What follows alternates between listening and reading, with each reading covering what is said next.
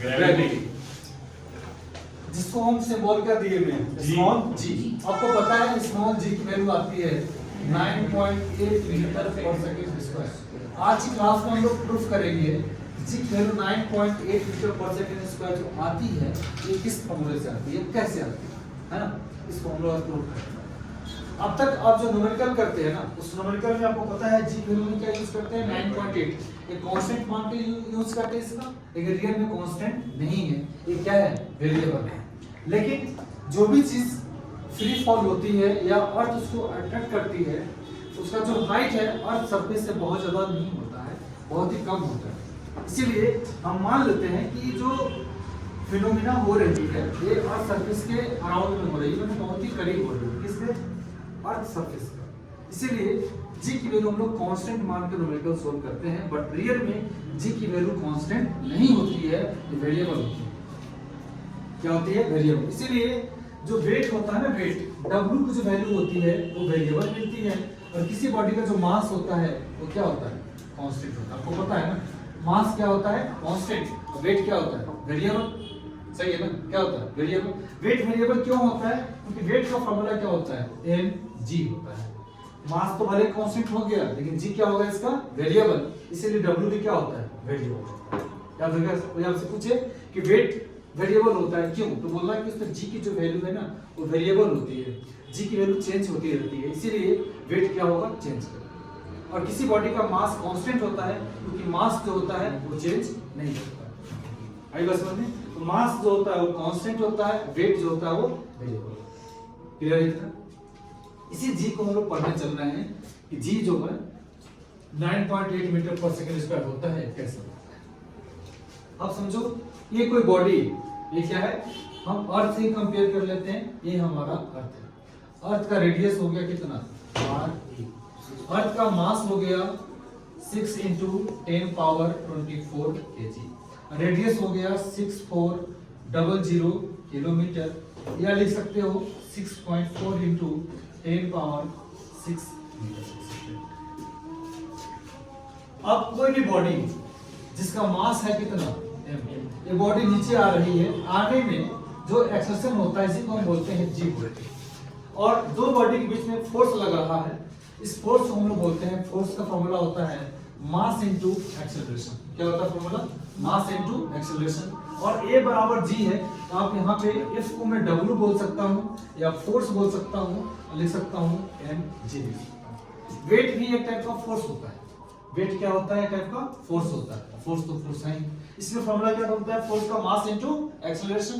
तो मैं क्या लिख सकता हूँ, एक जगह क्या चेंज कर लिया, g, फॉर्मूला क्या बन गया, W बराबर mg। सही।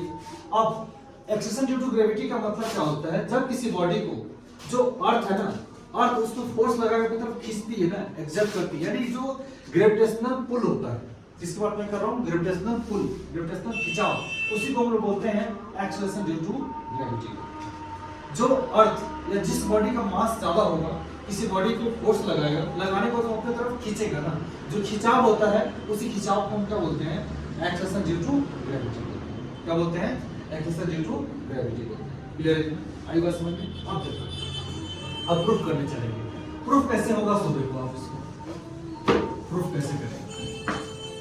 एक फोर्स लग रहा है F बराबर m, ठीक है, और एक और फोर्स आपने देखा है, इस दोनों बॉडी के बीच का कुछ डिस्टेंस भी होगा, डिस्टेंस क्या होगा, r होगा, है ना।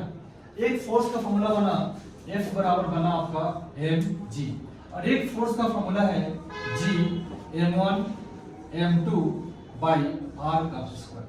दोनों तो फोर्स ही, दोनों फोर्स क्या है, आपस में इक्वल है, दोनों फोर्स को हम इक्वल कर लेंगे, इक्वल कर लेंगे। मैं लिखूंगा mg = g, कैपिटल M की जगह लिखो mass of earth, small m की जगह लिखेंगे small m, divide by r। r क्या है, यहाँ पे ये वाला डिस्टेंस है, जो भी डिस्टेंस होगा यहाँ लिख लेंगे r, ठीक है, क्या लिखेंगे r। और देखो m से m क्या हो गया, कट गया, g की वैल्यू क्या आ गया, g m, जो भी मास होगा m डिवाइड बाय r, ये फॉर्मूला बन गया, सॉरी r का स्क्वायर है या r स्क्वायर, ये बन गया हमारा जनरल फॉर्मूला।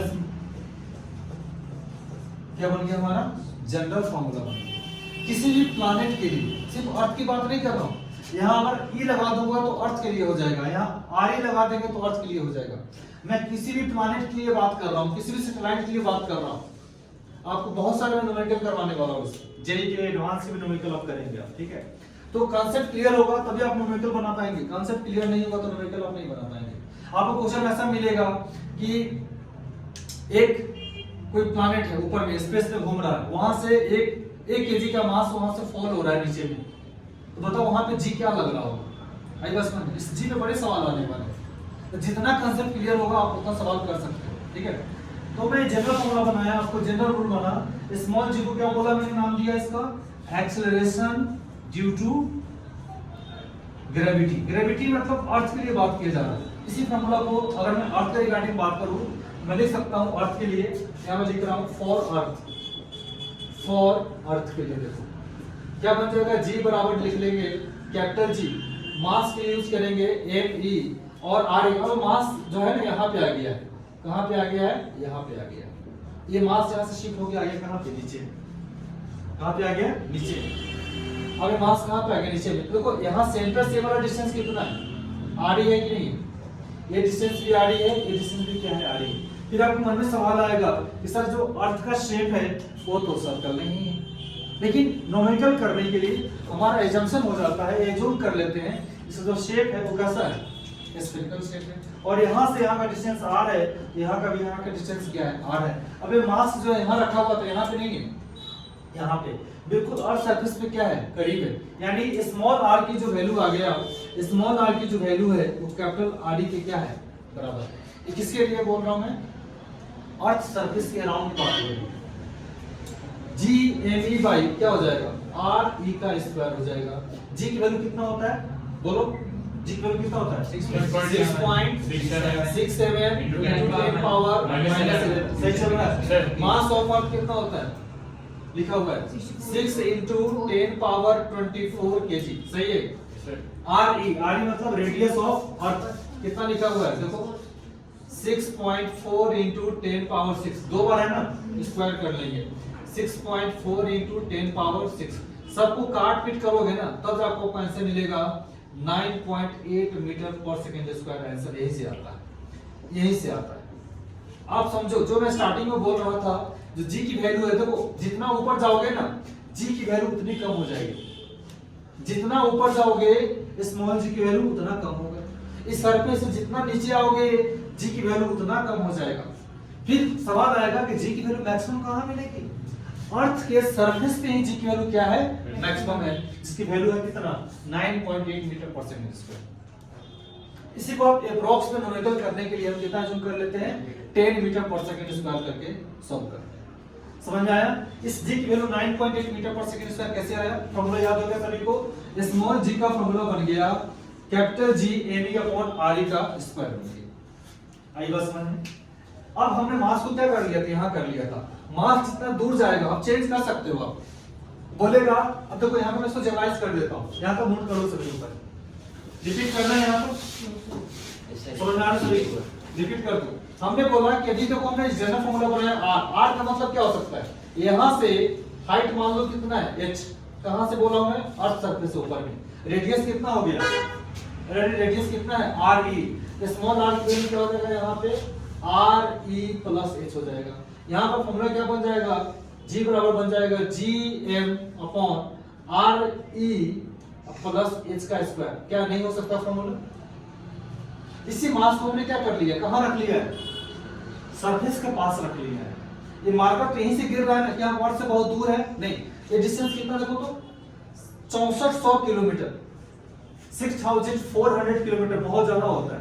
हम कोई भी चीज अर्थ कितने को खींचता है, 1 किलोमीटर भी तो नहीं खींच पाता है। हम सामान ऐसे तो फेंकते हैं, 100 मीटर हो सकता है, 500 मीटर हो सकता है, 200 मीटर हो सकता है, 1 किलोमीटर भी हो सकता है, 10 किलोमीटर भी हो सकता है, नहीं हो सकता है, लेकिन इतना तो नहीं हो सकता है।